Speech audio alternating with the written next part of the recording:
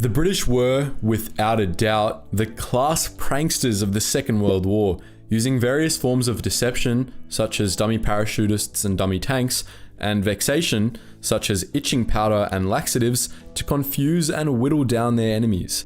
While the outcomes of some British pranks were a little more pronounced, it's a little unclear how one of the more disturbing deceptions of the war affected its outcome.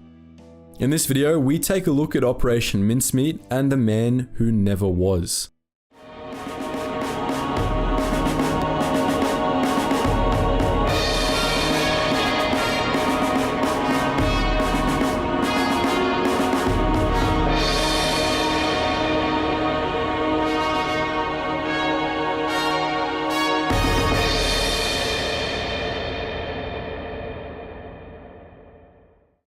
From October 1940 to April 1941, Hitler did what Mussolini could not and captured Greece. The German occupation was brutal, resulting in the deaths of tens of thousands of Greeks and the ruination of Greece's economy.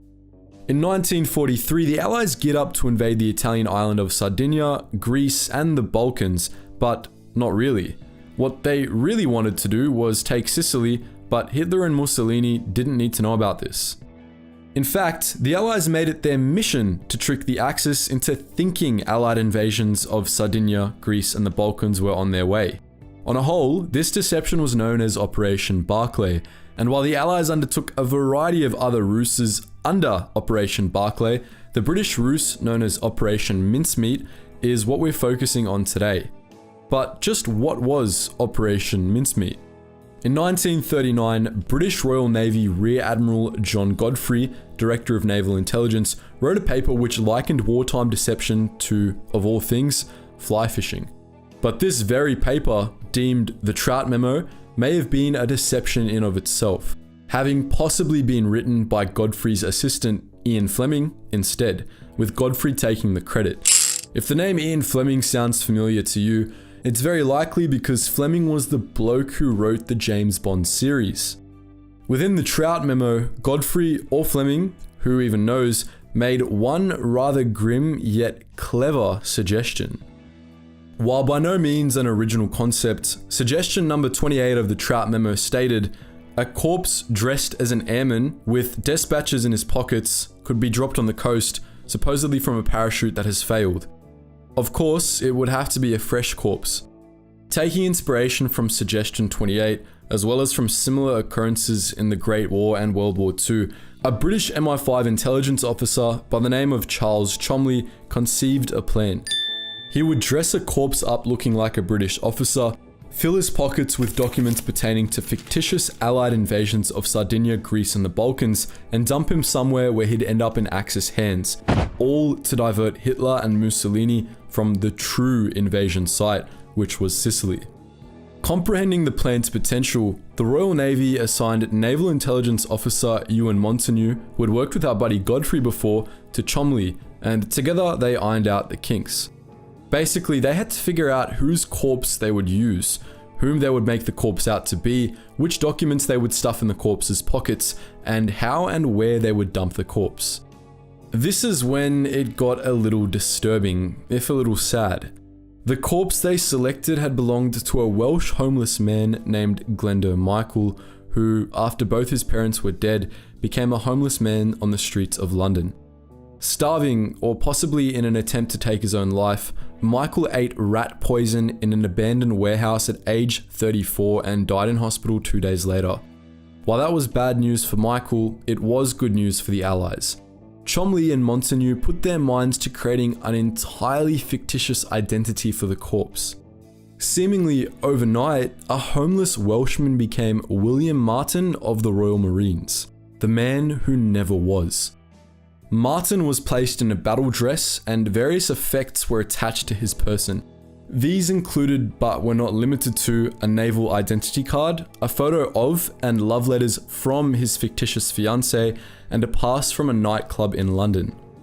While those items reinforced Martin's identity, there were, of course, the false military documents themselves.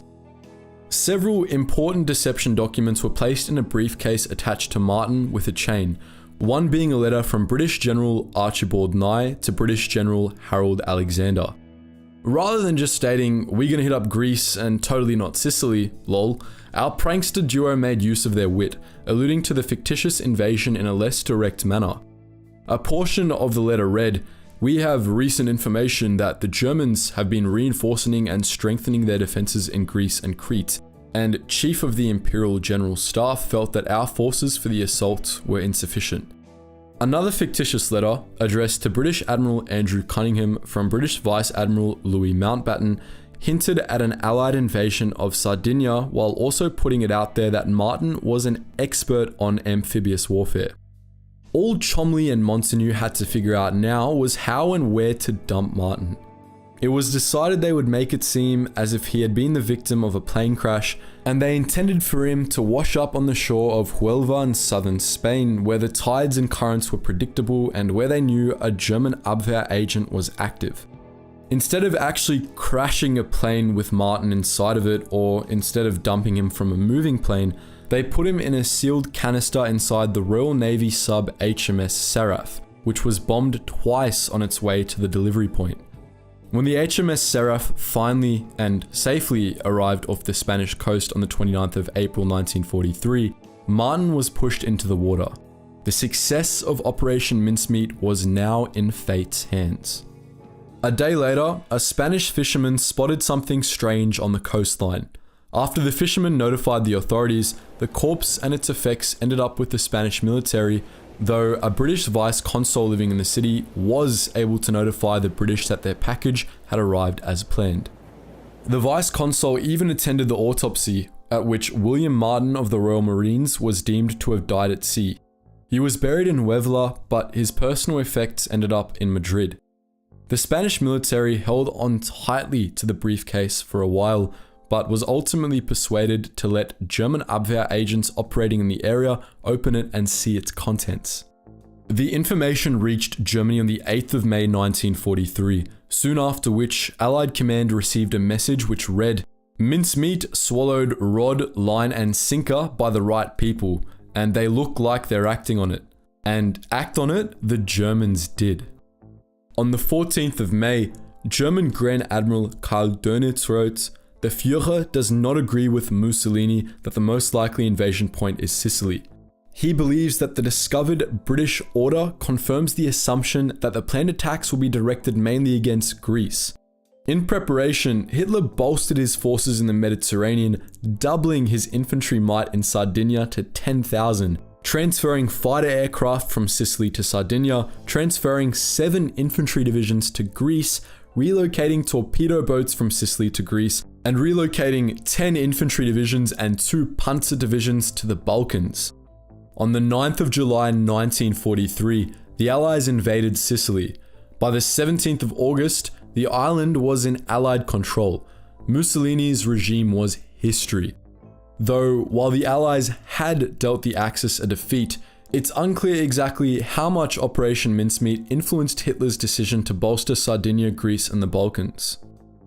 Hitler had feared an invasion of the Balkans prior to Mincemeat, and he wasn't all too trusting in Mussolini and Italy's ability at this point in the war anyway.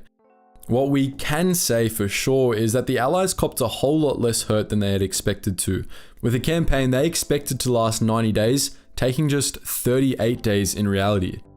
In the words of British historian Ben McIntyre, of the 160,000 Allied soldiers who took part in the invasion and conquest of Sicily, more than 153,000 were still alive at the end. That so many survived was due, in no small measure, to a man who died 7 months earlier. But we're interested to hear what you think. Had you heard of Operation Mincemeat and the man who never was before today? Would you say it was one of the greatest deceptions of the Second World War or one of the greatest blunders? And lastly, do you think it had a significant effect on the outcome of the war? As always guys, please share your thoughts in the comment section below. And also guys, just before you head off to those suggested videos, if you want to hear some more interesting stories, but this time about badasses from all different eras of history, not just World War II, make sure you check out our new channel called The Braved. It's the first link in the description below. Real high quality videos once a week. And if you just want to jam out to some music, check out our Relax Jack music channel where we use a lot of the tracks there on this channel too. And if you just want to vibe in our wider community, check us out on our Discord, Facebook, and Instagram. All of these links are in the description below. Anyways guys, as always, thank you so much for watching and I hope you learned something new.